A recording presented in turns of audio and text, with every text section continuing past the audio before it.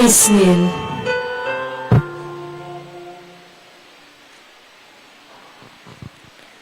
Oratio Imperata against COVID-19.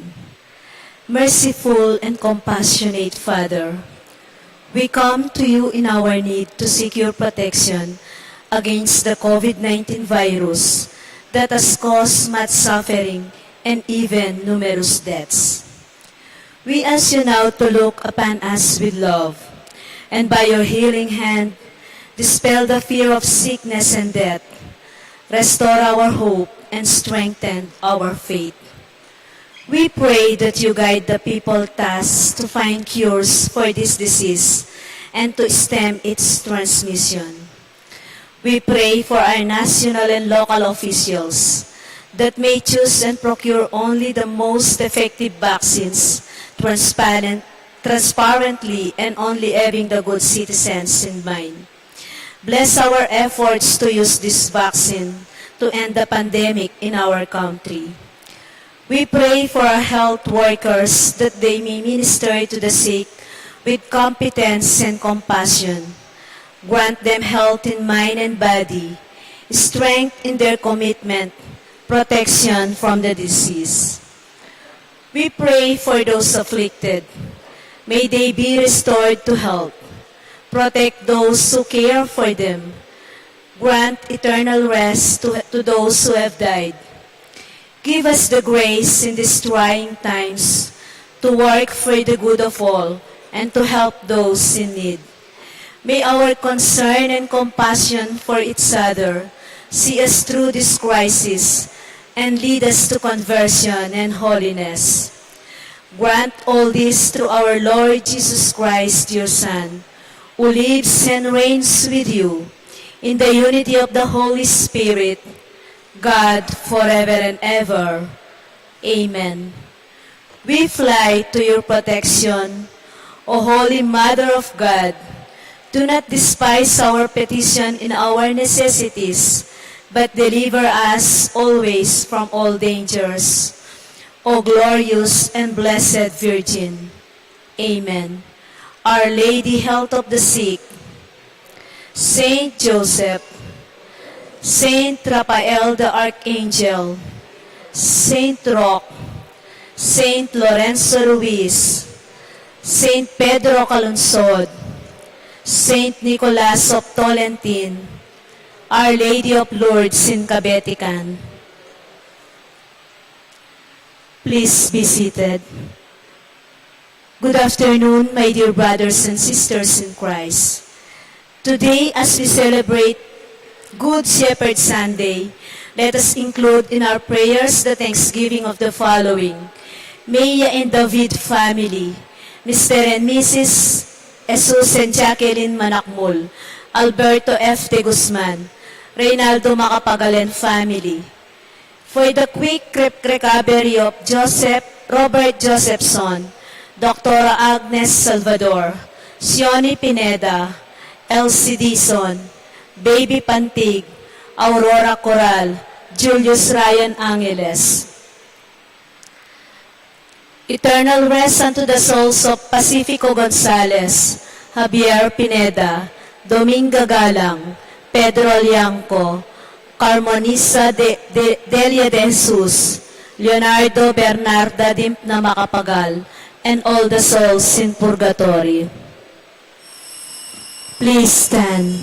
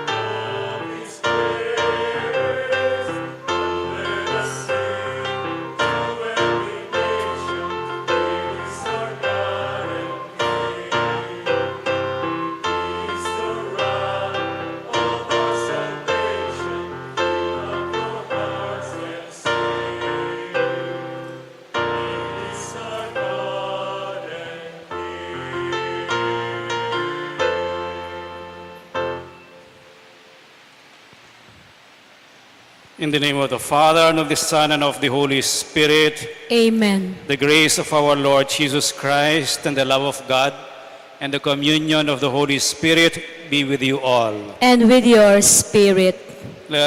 Coming together as God's family, let us pause for a moment of silence and recognize our need for God's mercy and ask Him for forgiveness.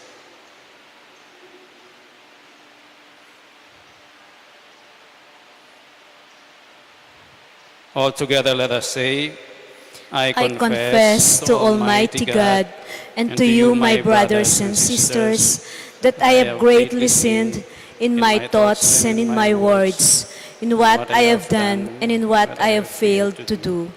Through my fault, through my most grievous fault. Therefore I ask Blessed Mary, ever Virgin, all the angels and saints, and you, my brothers and sisters, to pray for me to the Lord our God. May Almighty God have mercy on us, forgive us our sins, and bring us to everlasting life. Amen.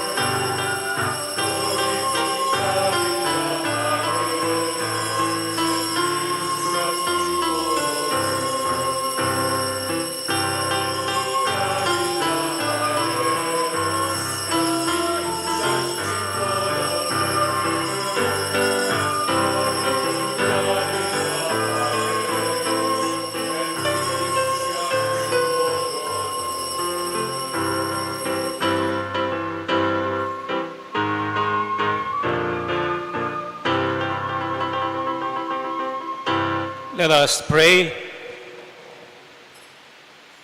Almighty, ever-living God, lead us to a share in the joys of heaven, so that the humble flock may reach where the brave shepherd has gone before, who lives and reigns with you in the unity of the Holy Spirit, God forever and ever. Amen.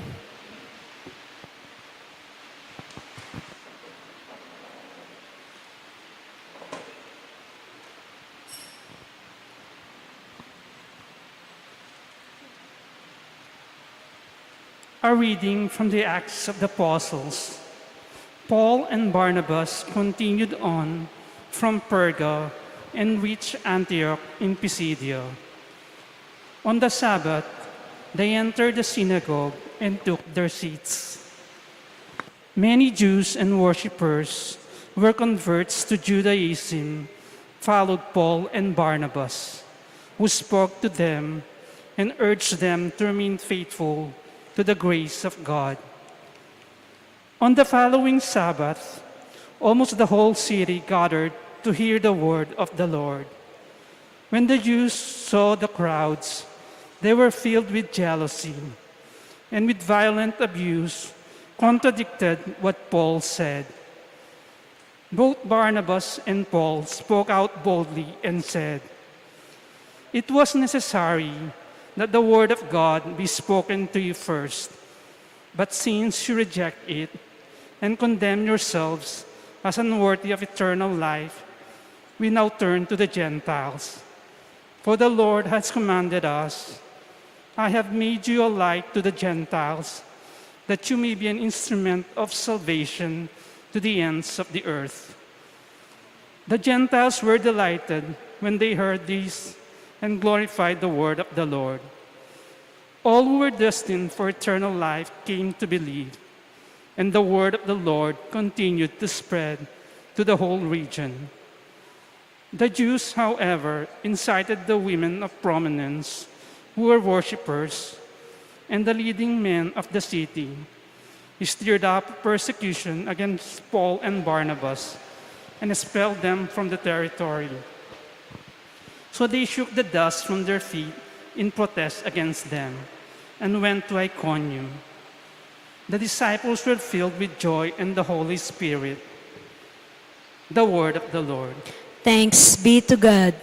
We are His people, the sheep of His flock. We are His people, the sheep of His flock. Sing joyfully to the Lord, all you lands. Serve the Lord with gladness. Come before Him with joyful song. We are His people, the sheep of His flock. Know that the Lord is God. He made us. His we are, His people, the flock He tends. We are His people, the sheep of His flock. The Lord is good. His kindness endures forever, and His faithfulness to all generations. We are His people, the sheep of His flock.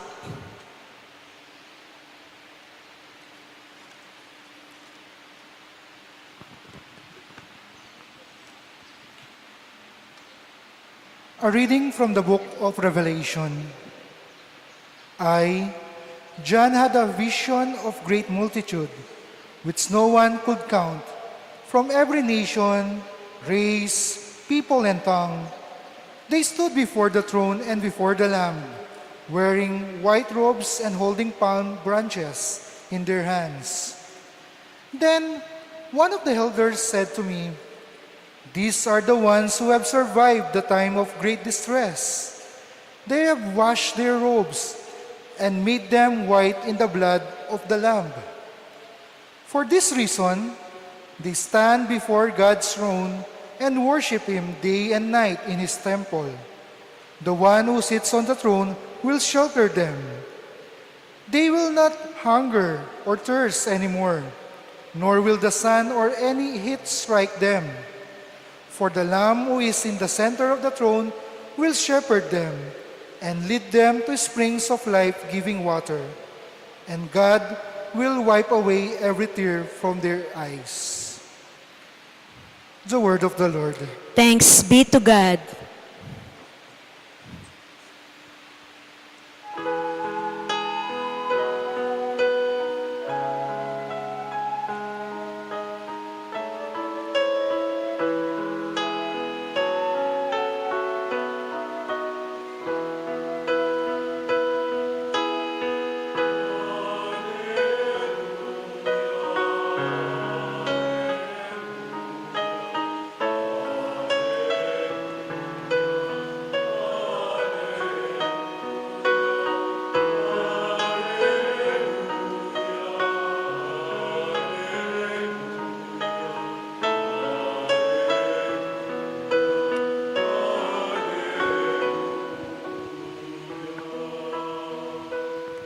I am the good shepherd, says the Lord.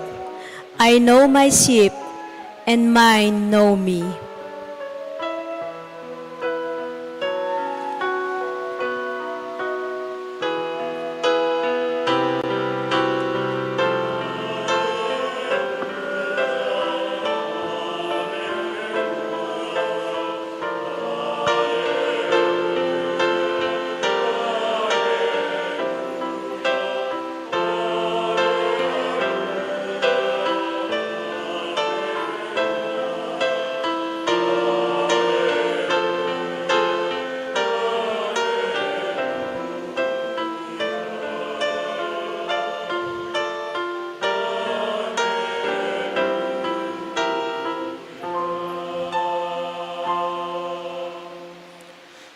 The Lord be with you. And with your spirit. A reading from the Holy Gospel according to John. Glory to you, O Lord.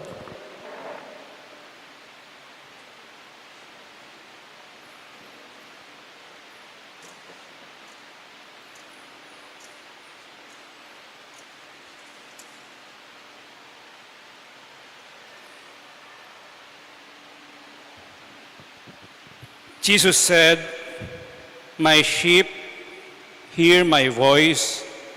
I know them, and they follow me. I give them eternal life, and they shall never perish. No one can take them out of my hand. My Father, who has given them to me, is greater than all, and no one can take them out of the Father's hand. The Father and I are one." The Gospel of the Lord. Praise to you, Lord Jesus Christ. The fourth Sunday of Easter is usually called the Good Shepherd Sunday.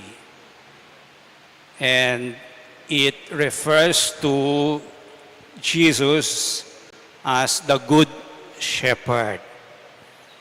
The question is, why is Jesus called a Good Shepherd? Let's give some background. When I was assigned in the seminary for more than 12 years, one of the seminary fathers received a gift, one pair of sheep. And he started to take care of them. Eventually, they multiplied. And he put up a house para sa kanila, para paggabi, meron silang tutuluyan. Yung mga tupa na ito, one time I was giving a lecture in a classroom, and they passed through the corridor. And after passing through the corridor, they left their waste on the corridor. Habang naglalakad pala, nagbabawas. And they will lie down anywhere. They will urinate everywhere. Kaya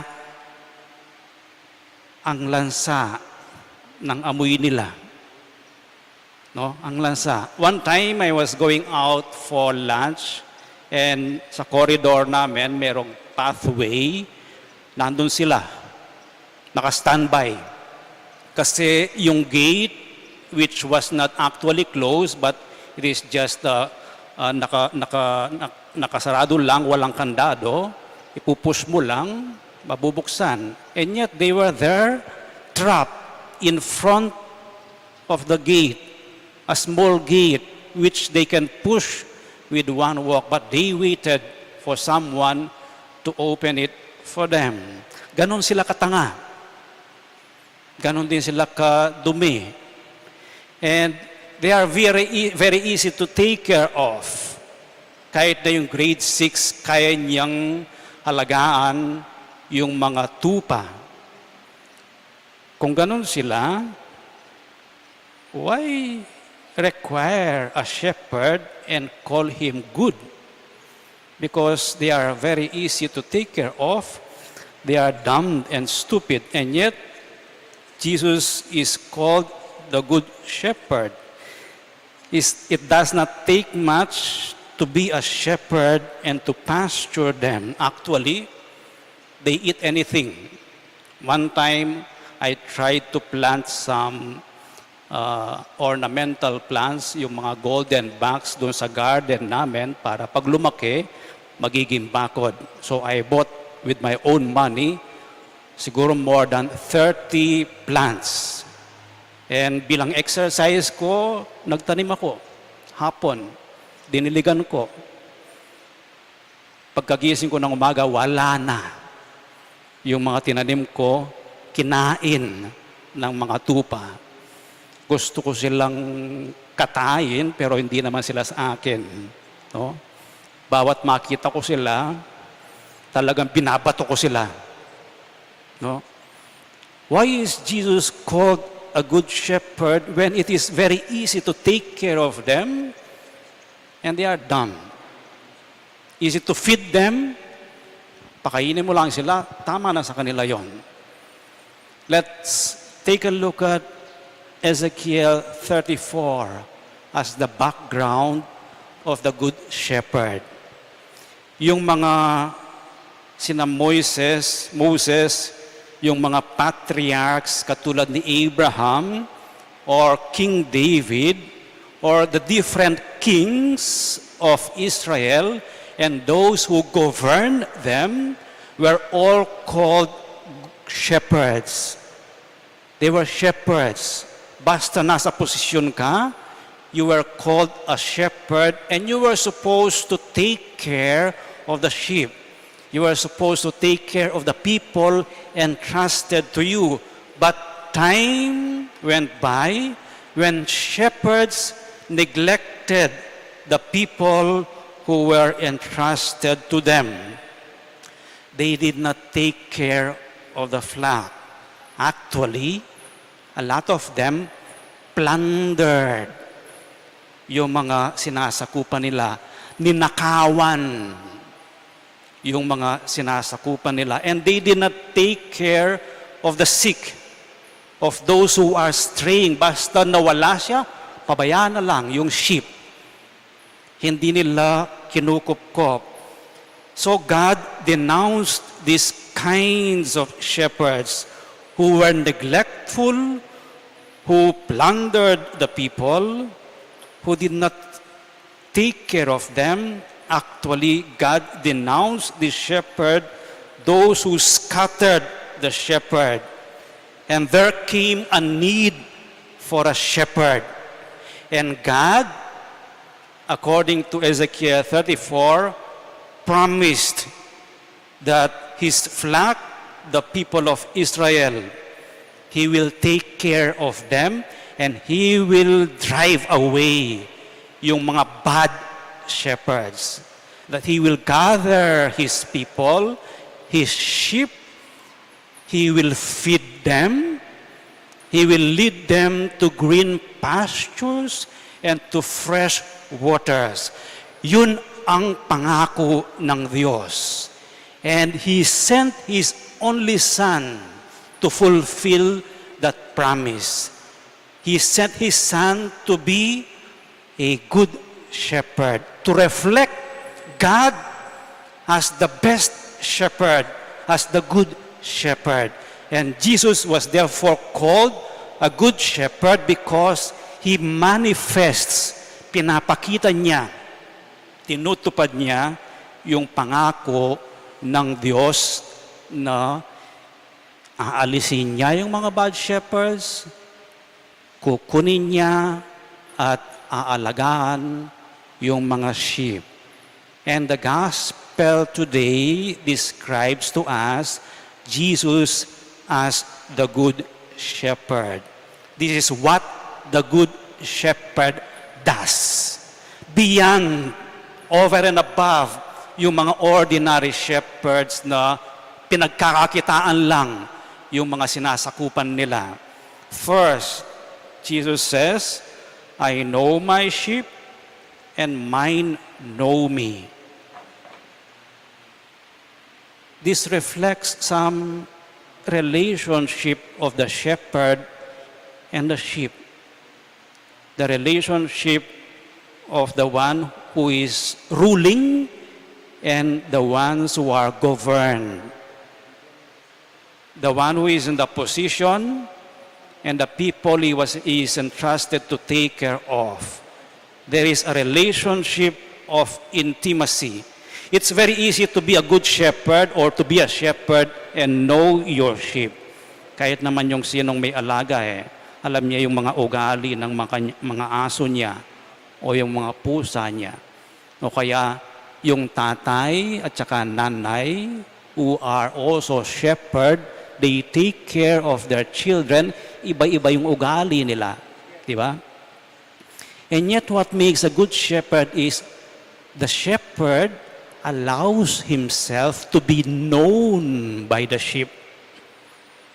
Kilala ng mga shepherd ang characteristics ng mga sinasakupan niya. And yet, to allow oneself to be known by the shepherd implies some relationship of equality, intimacy. I know my sheep and they know me. Anong tawag natin sa mga taong pati yung sekreto alam nila sa isa't isa? Magkaibigan, di ba? Friends. I know my sheep, mine know me, we are friends. That is the quality of a good shepherd. Second, my sheep hear my voice and they follow me. To hear one's voice, the shepherd's voice, and to follow him requires or implies familiarity sa boses ng shepherd, di ba? Kahit naman yung mga may alagang aso, no? Kilala yung pagdating ng boss niya o yung boses ng amo niya. That is what the gospel implies, familiarity with one another. And that requires time. No? Familiarity with the shepherd, with the voice of the shepherd. It requires spending time with the sheep. What the Little Prince, the book The Little Prince says, is true. It is the time you spend for your rows that makes your rows important. It is the time you spend for your sheep that makes them important and they become familiar with your voice.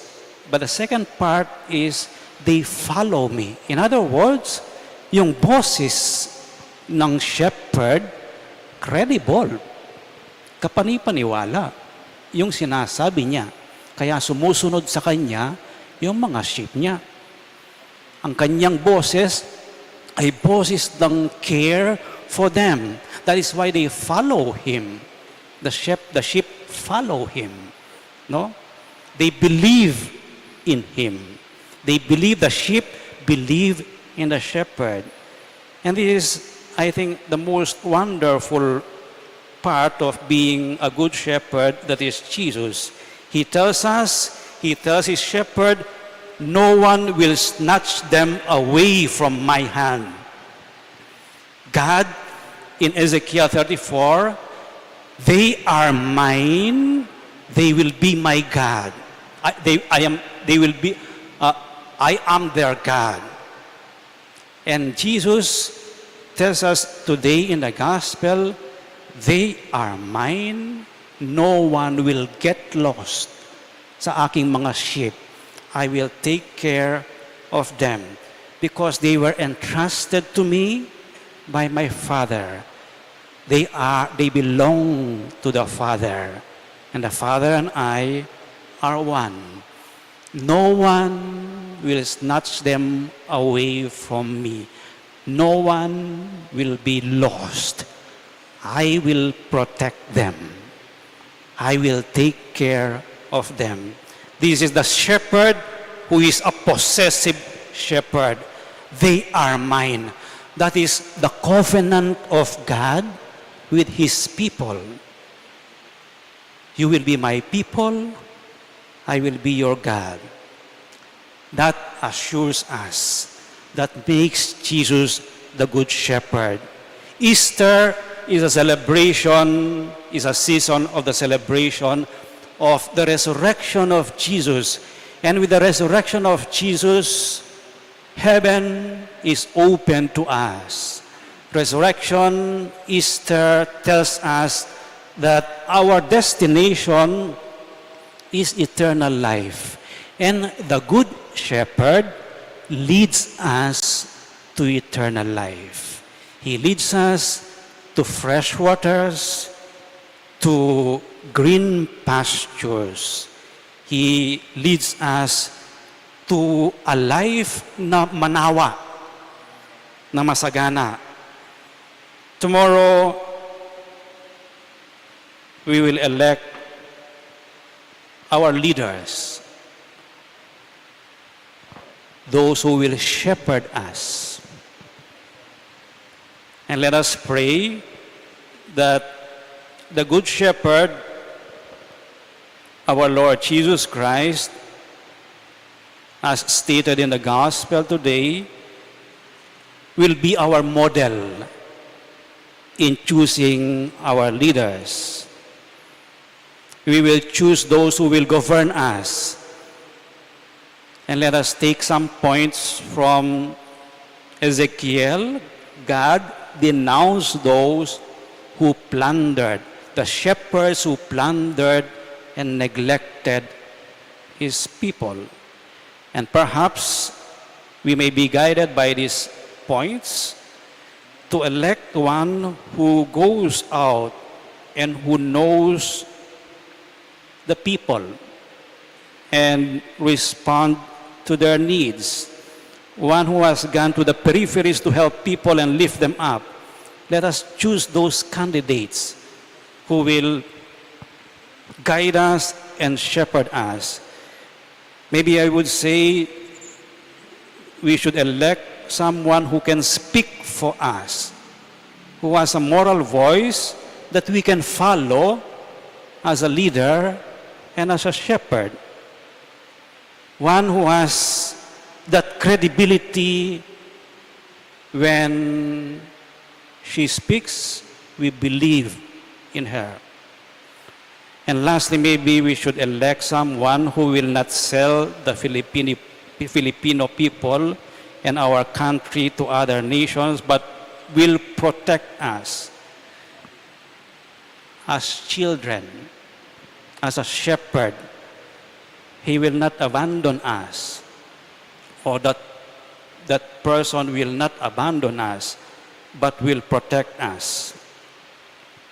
Today we celebrate Mother's Day. And we pray and give honor to all mothers who are here and who are watching us on live stream. We always say, mothers know best. Di ba? At mothers talaga ang nagpapatakbo sa ating mga tahanan. And we honor them for that. We pray, we need a mother who will shepherd us in our country. So may the best mother win. Please stand and let us profess our faith. All together, I believe in God, the Father Almighty, creator of heaven and earth, and in Jesus Christ, His only Son, our Lord, who was conceived by the Holy Spirit, born of the Virgin Mary, suffered under Pontius Pilate, was crucified, died, and was buried. He descended into hell. On the third day, He rose again from the dead. He ascended into heaven and is seated at the right hand of the God the Father Almighty. From there He will come to judge the living and the dead. I believe in the Holy Spirit, the Holy Catholic Church, the communion of saints, the forgiveness of sins, the resurrection of the body, and life everlasting. Amen. God gives eternal life to the sheep of His flock. Let us pray to the Father, confident that we can never be taken from His care. And let our response be, Lord, hear our prayer. Please repeat. Lord, hear our prayer.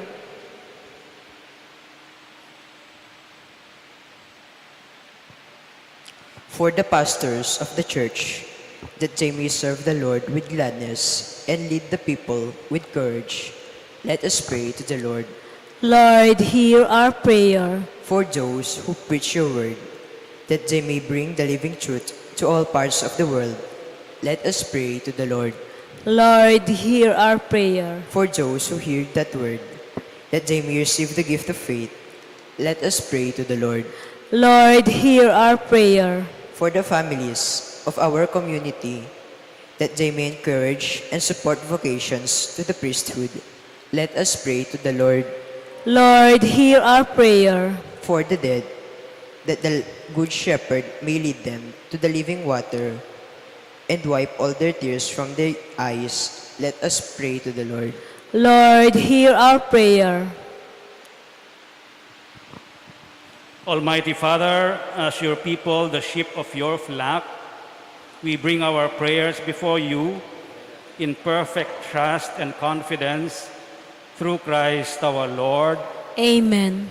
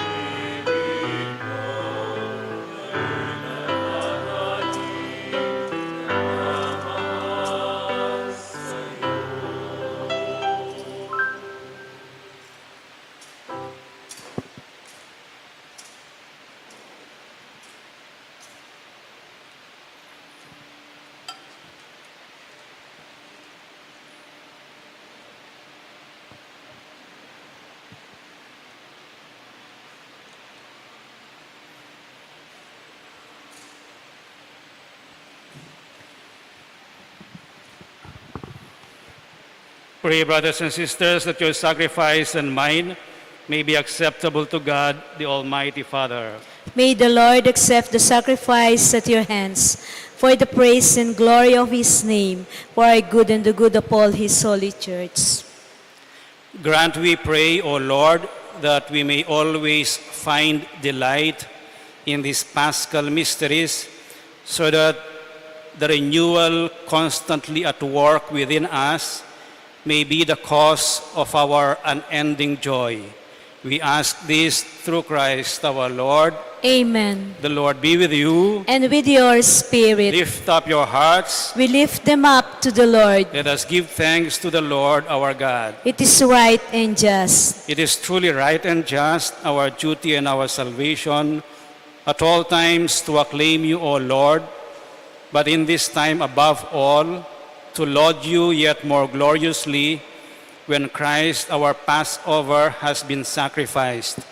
For with the old order destroyed, a universe cast down is renewed, and integrity of life is restored to us in Christ. Therefore, overcome with paschal joy, every land, every people exalts in your praise, and even the heavenly powers with the angelic hosts sing together the unending hymn of your glory as they acclaim.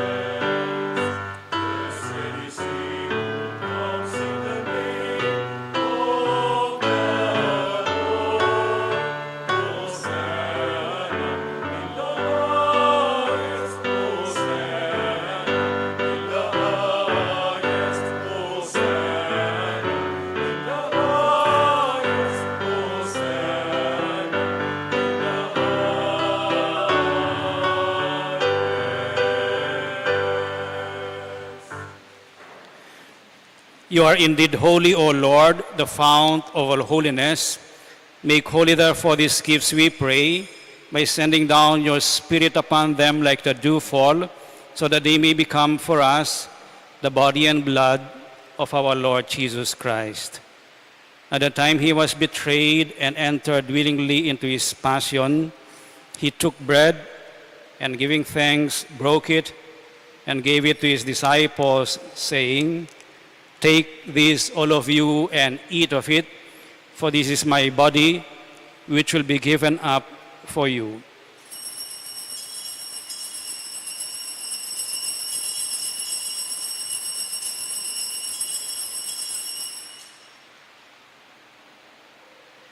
In a similar way, when supper was ended, he took the chalice and, once more giving thanks, he gave it to his disciples, saying, "Take this, all of you, and drink from it, for this is the chalice of my blood, the blood of the new and eternal covenant, which will be poured out for you and for many for the forgiveness of sins. Do this in memory of me."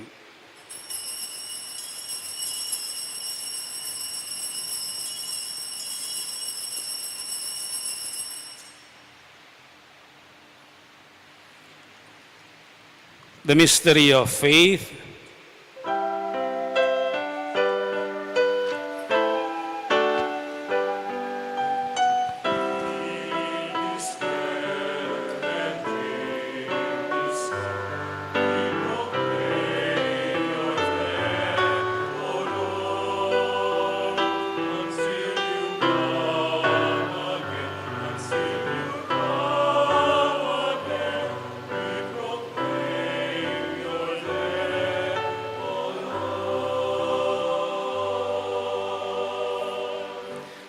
Therefore, as we celebrate the memorial of his death and resurrection, we offer you, Lord, the bread of life and the chalice of salvation, giving thanks that you have held us worthy to be in your presence and minister to you. Humbly we pray that partaking of the body and blood of Christ, we may be gathered into one by the Holy Spirit. Remember, Lord, your church spread throughout the world, and bring her to the fullness of charity, together with Francis, our Pope, and Florentino, our Bishop, and all the clergy. Remember also our brothers and sisters who have fallen asleep in the hope of the resurrection, and all who have died in your mercy. Welcome them into the light of your face. Have mercy on us all, we pray, that with the Blessed Virgin Mary, Mother of God, with Blessed Joseph, her spouse, with the blessed apostles and all the saints who have pleased you throughout the ages, we may merit to be co-heirs to eternal life, and may praise and glorify you through your Son, Jesus Christ. Through him, and with him, and in him, O God, Almighty Father, in the unity of the Holy Spirit, all glory and honor is yours forever and ever.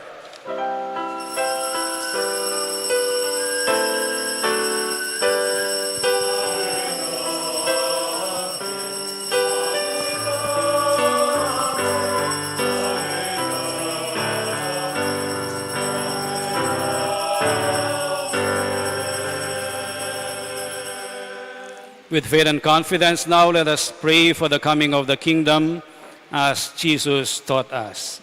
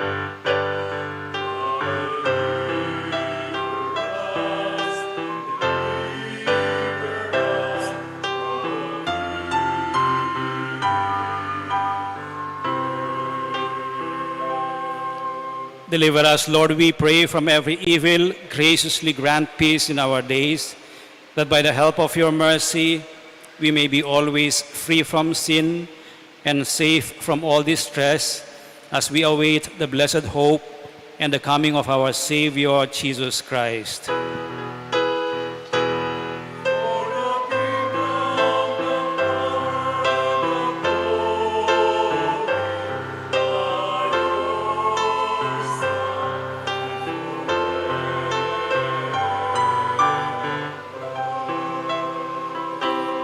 Lord Jesus Christ, who said to your apostles, "Peace I leave you, my peace I give you," look not on our sins, but on the faith of your church, and graciously grant her peace and unity in accordance with your will, who live and reign forever and ever. Amen. The peace of the Lord be with you always. And with your spirit. Let us share with one another now the peace of Christ.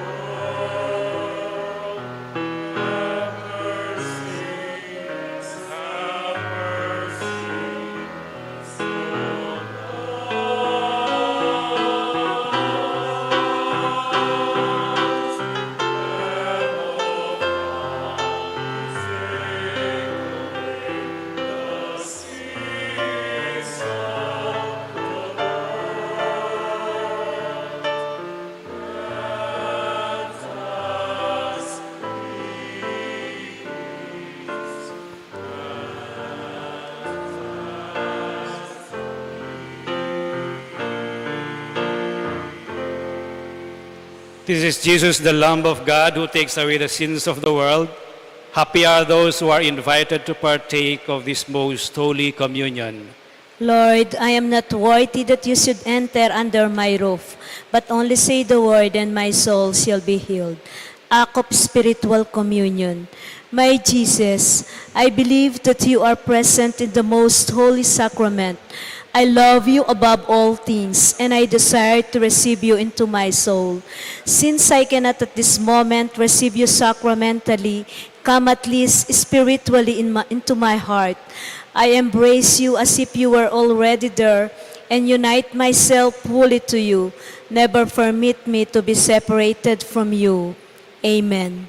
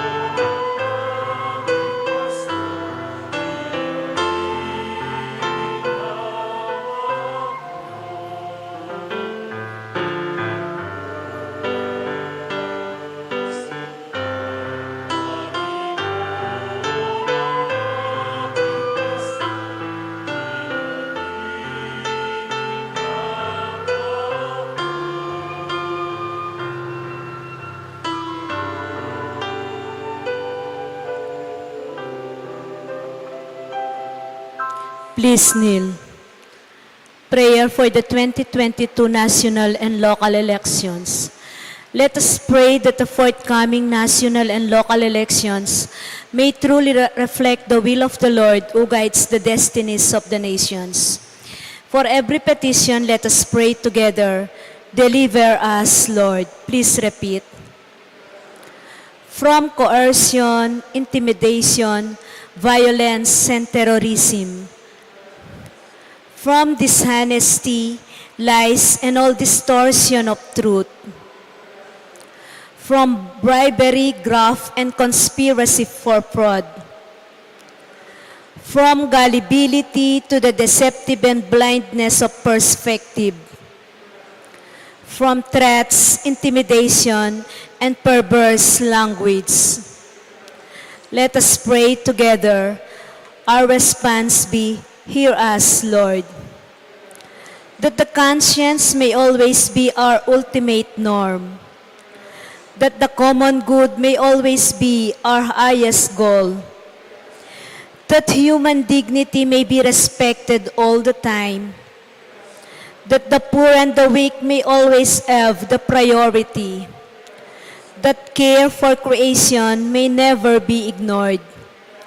That solidarity may guide the path of peace and development. That genuine fear of God and love of neighbors may guide those who seek public office. Let us pray all together. Shepherd of souls and Savior of all nations, politics is your gift to us, a call to serve others and grow in holiness.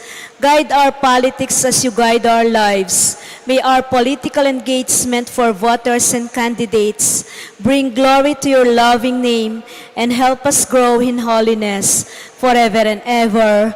Amen. Let us pray. Look upon your flock, kind shepherd, and be pleased to settle in eternal pastures the sheep you have redeemed by the precious blood of your Son, who lives and reigns forever and ever. Amen. Kindly be seated for some announcements and information. First of all, we'd like to thank the people who provided us with donations in kind, flowers and eggs, and also hosts and ulam. Quick report on our ongoing project, the Living Water Project. Our cash balance last week is 420,000 plus the donations of 4,000 that were given this past week minus the expenses for the week. We have the remaining funds of 344,984.80. Our budget is around 2.7 million, and this is the summary so far. Our excess fund from the February 2021, we had an excess of 495,499.80 plus the donations for the past month amounting to 601,000. We have the funds of 1,096,499 minus the total disbursement for the past 4 or 5 weeks, 751,515, with the remaining funds of 344,984. We have received a pledge from Lourdes 02, a person who does not want to be identified, pledged 2 units of 2 horsepower submersible pumps, which we will install sa dalawang sump pits, which will collect the water and pump out. Yung mga pumps will pump out the water dun sa drainage. So the cost of those 2 units is 62,400. This is the statement of cash receipts and disbursements for the Shrine Fund. This is a different fund. This is a fund we use for daily operations. So for the month of April, these were our sources of revenues or income. 30,000 for mass intentions, 101,000 for the mass collections, and donations of 99,000 from our two donation boxes, which were filled with a lot of money last Holy Week. Nagkaroon tayo ng 58,000 for that 1 week alone, with a total gross of 234,123.75. And these are our regular expenses, no? Yung first 5. Salary, stipend, electricity, water, internet, and food, plus household supplies. Yung candles, yung ginamit natin nung Holy Saturday, plus this Paschal candle. We ran out of oil during the Holy Week. So, kailangan tayong bumili ng maraming oil na pinamimigay natin, no? 22,000 ang worth noon. Tsaka yung miscellaneous expenses, we bought, I think, 12 na yung solar lamps na nakalagay doon sa mga poste sa labas. We also spent plants and flowers for the Holy Week, around 20,000. And the collection last Good Friday were given to the Holy Land, yung Tierra Santa and other small expenses with a total expenses of 166,000. So in summary, yung income to 34,000, disbursement 166,000, net is 67,000. This net is divided into 2 between the rector and the shrine. So 50% pareho. With the 33,665, we add to the fund the interest income, the balance of March 2022 minus the RQS, which we contribute for the administration of the Archdiocese. So we have a total ending balance of 261,496.60 for the Shrine Fund. Okay? We use that for different purposes. The schedule next week, Monday, we will have a 6 p.m. Mass as a Thanksgiving Mass for the commemoration of the arrival of the image of Our Lady of Lourdes here in Cabetican more than 100 years ago. It arrived now noong 1906. So these are our objectives, to keep the story alive and to inspire the people to pass on the devotion to Our Lady of Lourdes. And this is what we will do after the 5:30 p.m. Mass next Sunday. We will bring the image of Our Lady of Lourdes to Purokwan, to the Calaguas family area, where it is believed dun isinadsad, no? Dumating yung image of Our Lady of Lourdes. And there will be a praying of the Rosary the whole night and the next day, the whole day. And at 4:30 on Monday, May 16, we will have a short procession from Purokwan to the sunken shrine. There will be no procession around Cabetican because that is not what happened. Okay? Yung procession sa Cabetican is done on February 11 during the feast day when Our Lady appeared to Bernadette. That is what we commemorate. So when she appeared to Bernadette, yung procession is a commemoration of his appearance to our people. And then we will have the Thanksgiving Mass. So we are appealing for some snacks, those who will pray the Rosary and will visit in Purokwan. I invite you na pumunta doon, salubungin, no? Yung image. Palagi tayong dinadalaw niya, tayo naman ang sumalubong sa kanya in commemoration of her arrival, the arrival of the image here. And after the 6 p.m. Mass, we will have parang maliit lang na lugaw na snacks. Okay? If you are free, please join us. Please kneel for the prayer to Our Lady of Lourdes.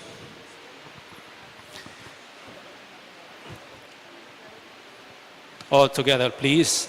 Ever Immaculate Virgin, Mother of Mercy, health of the sick, refuge of sinners, comforter of the afflicted, you know my wants, my troubles, my sufferings. Look with mercy on me. By appearing in the grotto of Lourdes, you are pleased to make it a privileged sanctuary, whence you dispense your favors, and already many sufferers have obtained the cure of their infirmities, both spiritual and corporal. I come therefore with complete confidence to implore your maternal intercession. Obtain, O loving Mother, the grant of my requests.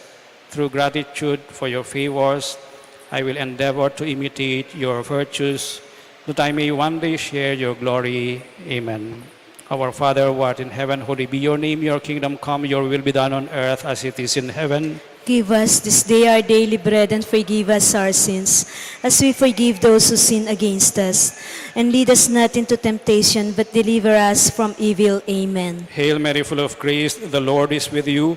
Blessed are you among women, and blessed is the fruit of your womb, Jesus. Holy Mary, Mother of God, pray for us sinners, now and at the hour of our death. Amen. Glory be to the Father, and to the Son, and to the Holy Spirit. As it was in the beginnings, now and ever shall be, world without end. Amen.